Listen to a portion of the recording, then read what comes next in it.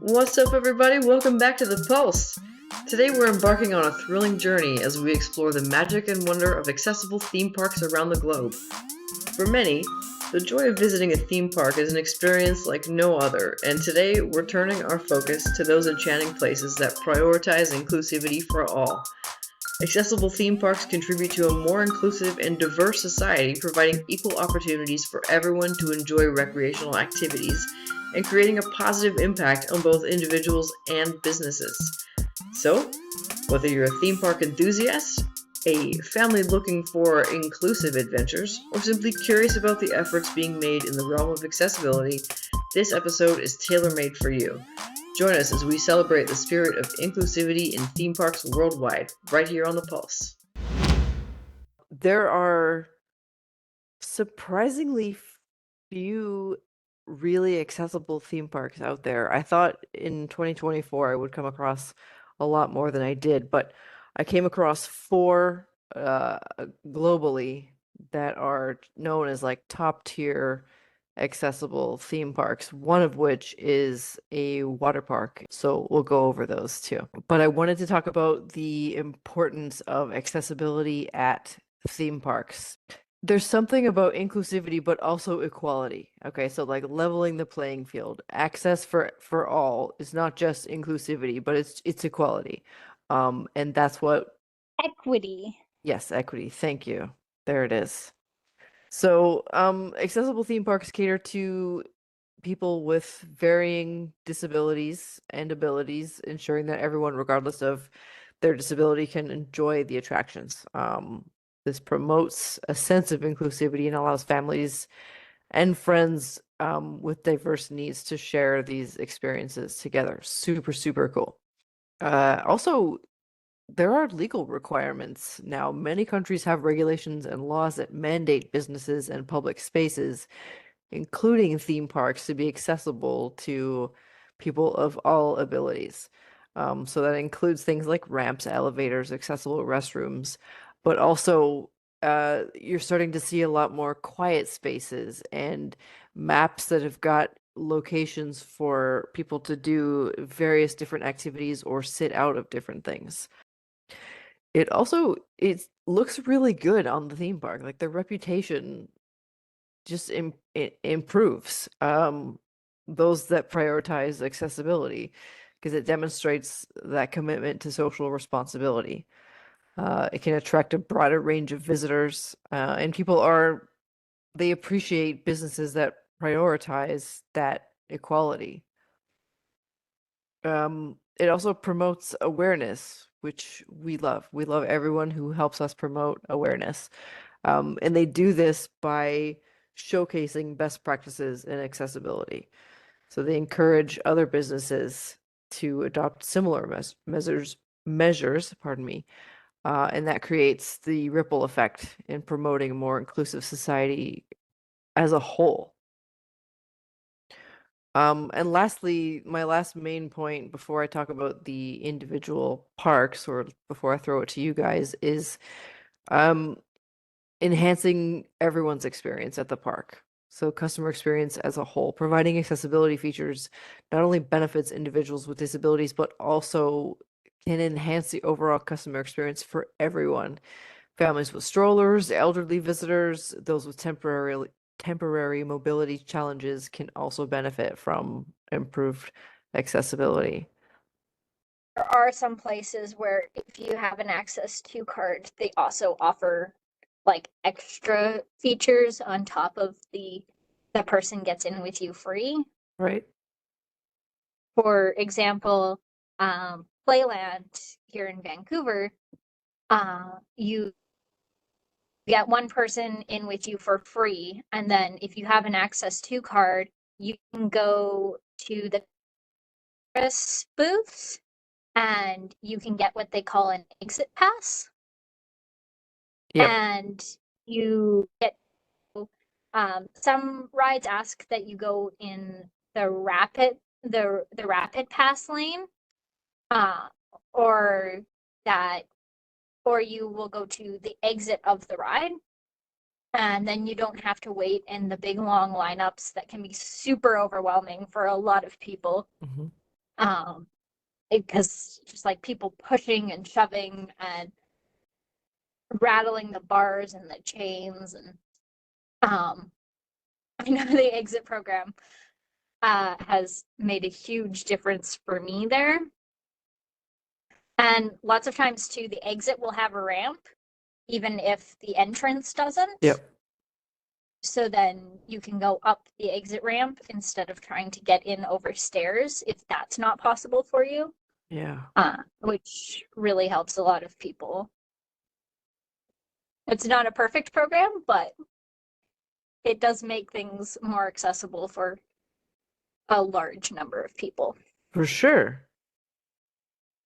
Yeah, Callaway Park in Calgary has a similar kind of program that I had a really good experience with, even though I didn't actually have an access to card, but they were able to help me at customer service anyways and just like give me a wristband. And I was able to go in the exits of the rides. And I could bring 3 people with me, I think. So we could have a group of 4 if one person had a wristband, which was pretty nice because Yeah. it didn't just have to be one person. Like I could actually go with the whole group of people I was with.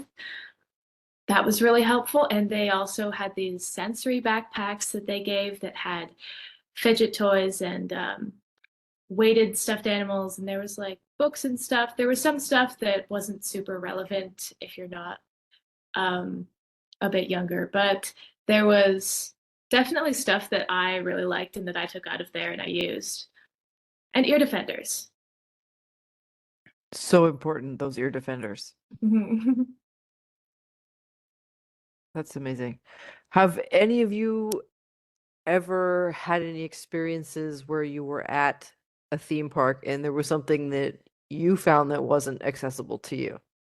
Well, for me, prior to finding out about the exit pass program, um, I couldn't spend very long at Playland because it's very overwhelming. There's really long lineups, and there's and until I found out about that program, which I think was recently implemented, like in the last few years, there wasn't an option to um even like have like a hold your place in line or anything. Yeah.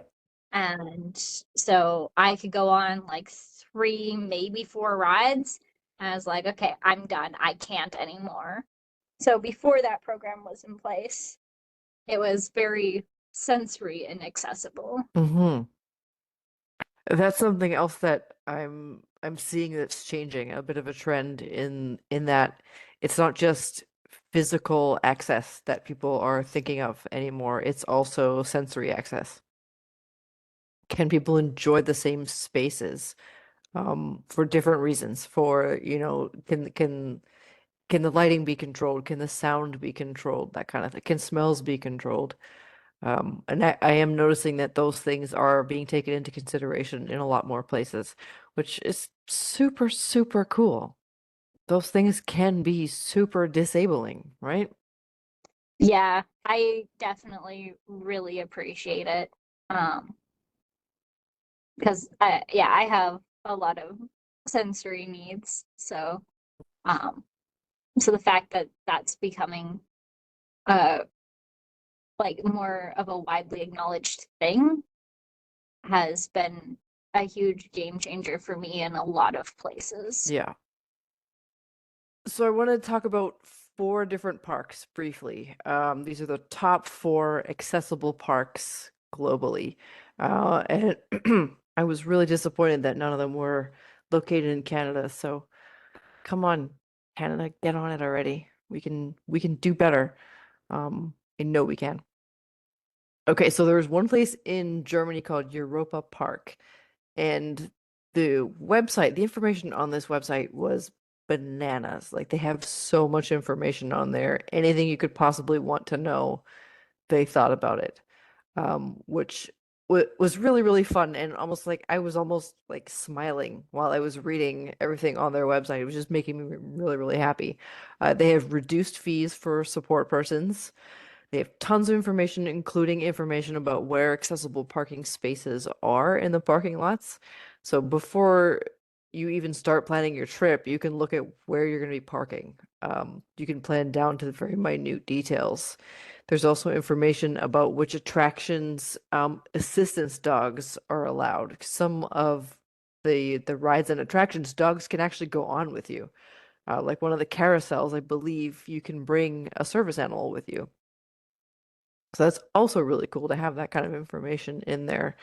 And then they have things like a map where there's information points, rest areas, there's wheelchair rentals, where the accessible toilets are. There's a bathroom there with a lift that has a universal attachment. So if you need a lift to use the facilities, that is available to you as well. All of the restaurants are barrier free. Their shows all have designated areas for wheelchairs, and the site lists information for guests with amputations, guests with visual impairments, and guests with hearing impairments. There are special rates for guests with disabilities and guests that use wheelchairs or those with visual impairments use the park for free. So that's also really cool. Um, Another thing that we could use more of here, I think, in Canada. Um, the place I wanted to tell you about too that I saw that was really, really cool, is called Water World, and that's the one that's in Hong Kong. The entire water park has low sensory area throughout the park.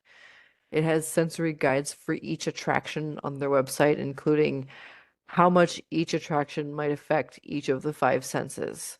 And there are virtual tours of each attraction online. So there's tons and tons of information there too. And it looks just really accessible and easy to navigate for all of its guests. And I think that's also just super fun. One of the other places is called Port Aventura, and that is in Spain, on the east coast of Spain. And I thought that place was pretty cool too. They have free passes for visitors with at least 75% disability. So I don't know how you prove you have 75% disability. I don't know what that looks like. Um, but they do have free passes for visitors with disabilities. So that has the potential to be really, really cool. Again, these are also places that have attractions without architectural barriers, so people can access areas of the park that they normally couldn't in other theme parks, which again, is just one of those really neat things. And again, this place here, Port Aventura in Spain, has got a really great detailed map of all the facilities and everything that you could need.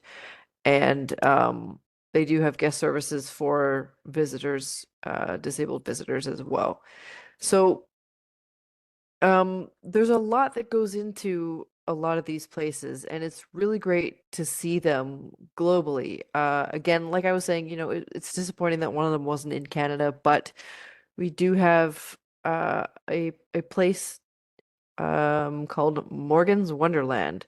I don't know if you guys have heard of that place before. I feel like maybe Kayla, you might have mentioned Morgan's Wonderland before.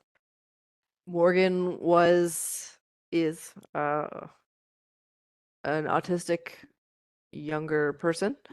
Um, and when she was even younger in San Antonio, she was at a hotel swimming pool, but none of the other kids were playing with her. And her parents were like, this is not gonna fly. Like it got to them. And I think, that's a very common story for parents of autistic kids seeing their kids being excluded when it's so easy for most kids to get together and just play naturally.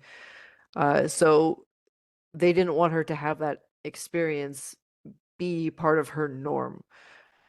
So they designed and built a theme park in 2010 that's completely wheelchair accessible, and has more than 25 different elements, including rides, playgrounds, and other attractions. But the cool thing about it is that it just goes to show that it takes one person's experience to completely change the world. Like one little girl's experience in a hotel pool has created access to entertainment and fun for millions of people around the world who flock to this place to come and check it out. So I thought That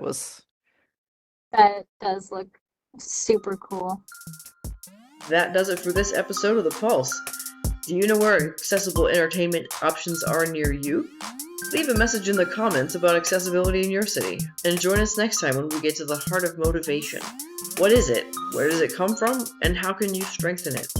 As always, if you have questions or ideas to discuss, or if you'd like to be a guest on the show, send an email to voa@pacificautismfamily.com. We look forward to more of your great questions. Thanks for listening. Don't forget to like, share, and subscribe. We'll see you next time.